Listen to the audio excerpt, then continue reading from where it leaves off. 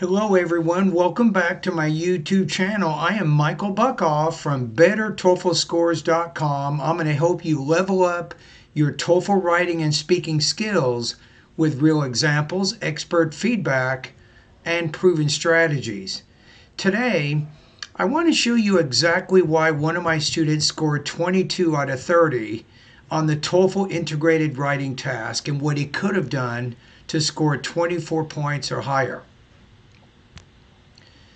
Now, if you need feedback on your writing or speaking, click on the description to join my 99-month TOEFL writing and speaking feedback service.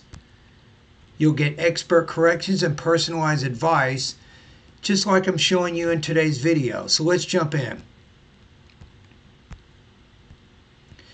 So let's take a look at the essay first, and we want to get into why this essay scored the way it did. So I'm going to read it out loud, and then I'm going to go over certain parts of it. Both sources of information disagree about dinosaurs being endotherms. The author believes in evidence to prove that dinosaurs were in fact endotherms, whereas the lecturer asserts many scientists question those proofs. First, the author mentions that the discovery of dinosaurs' bones in the polar region is a good indicator that this reptile was endotherm. Moreover, only animals which possess that characteristic could survive to such a harsh environment. However, the lecturer states that bones of dinosaurs found in polar regions do not mean anything. In addition, polar places were warmer in the past than they are today, and dinosaurs could have migrated to other locations or even hibernated during cold seasons. Second, the author claims that endothermy has a relationship with the position of legs and movement. According to the author, endotherms could perform long activities such as running, and this task only really works for animals whose legs are underneath their bodies. In addition, because dinosaurs had their legs positioned under their body, they were considered by the author as endotherms.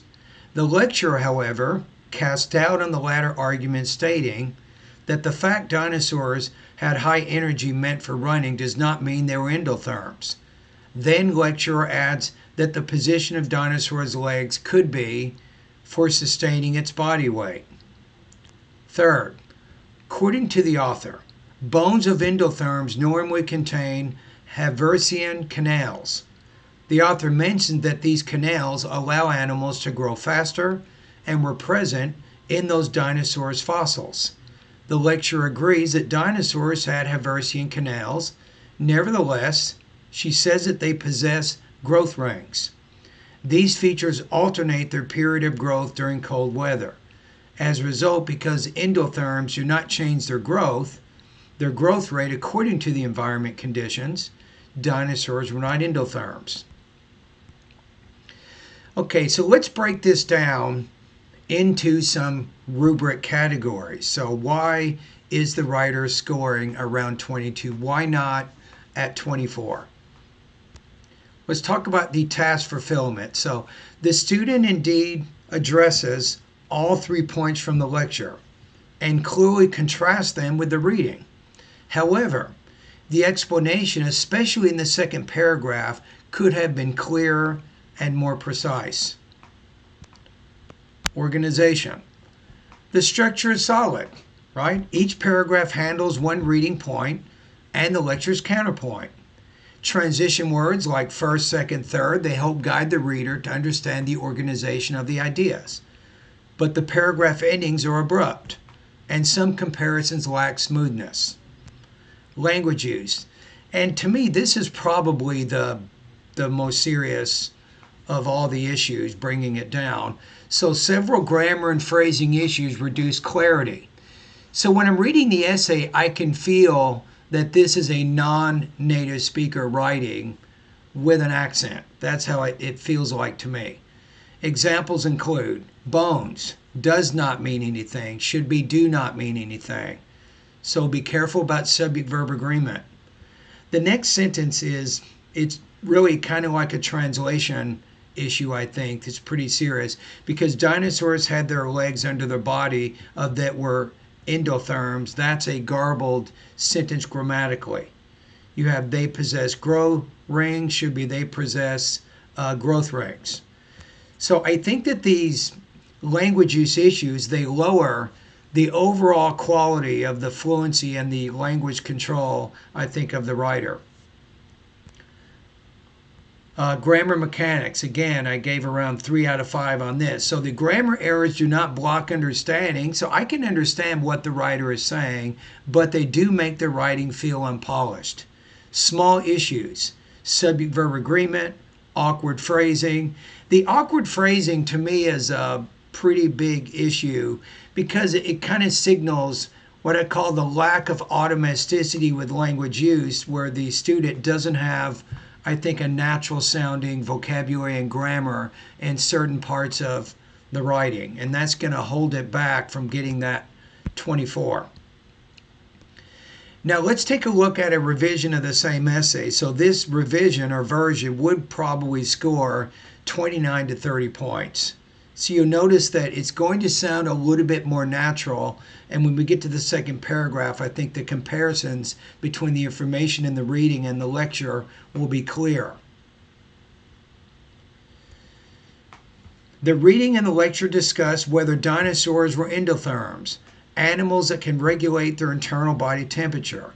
While the reading provides 3 pieces of evidence to support the idea that dinosaurs were endothermic, the lecture refutes each point and argues that these claims are questionable. First, the reading states that dinosaur fossils have been discovered in polar regions, suggesting that they must have been endothermic in order to survive such cold climates. However, the lecture counters this by explaining that during this time of the dinosaurs, polar regions were much warmer than they are today. Additionally, she notes that dinosaurs may have migrated or hibernated during colder seasons. So their presence in those regions does not necessarily prove they were endotherms. Second, and I think this one, the connection's a little bit more clear and developed as opposed to the original. The reading argues that the positioning of dinosaurs' legs underneath their bodies supports the endothermy theory, as this structure allows for sustained physical activity like running, something commonly associated with endothermic animals. In contrast, the lecturer points out that while this leg structure does support efficient movement, it could have simply evolved to help dinosaurs support their large body weight rather than to indicate high levels of activity associated with endothermy. Third, the reading claims that the presence of Haversian canals in dinosaur bones, structures associated with rapid growth, indicates that dinosaurs were endothermic. While the lecturer acknowledges that dinosaurs did have Haversian canals, she adds that their bones also contain growth rings, which are typically found in endothermic animals. These rings suggest that dinosaurs experienced periods of slow growth due to environmental conditions, a pattern inconsistent with true endothermy. In conclusion, although the reading presents several arguments in favor of dinosaurs being endotherms, the lecturer challenges each one and provides alternative explanations that cast doubt on this theory. So if you compare the original, the one that the student wrote with 22 points versus this one that's around 29 or 30 points, this one, it has clarity, organization, and grammar. These are 3 really good goals that you want to have in your writing. It's easy to understand what you're saying. Your organization is easy to follow, and you have good grammar, control of your grammar, so it's not obscuring any meaning. The contrasts are much more clearly developed, and the vocabulary feels academic and fluent. So how can you improve your TOEFL writing score, right? There's 4 things. So if you want to move from 22 to 24, like in this case with this student, I have 4 tips.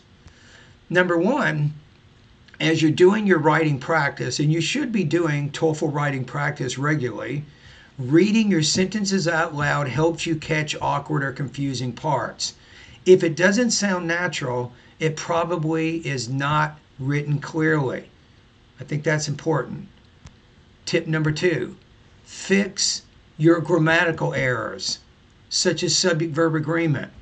TOEFL graders notice grammar errors. For example, bones does not should be bones do not. So these mistakes may seem small, but they add up fast.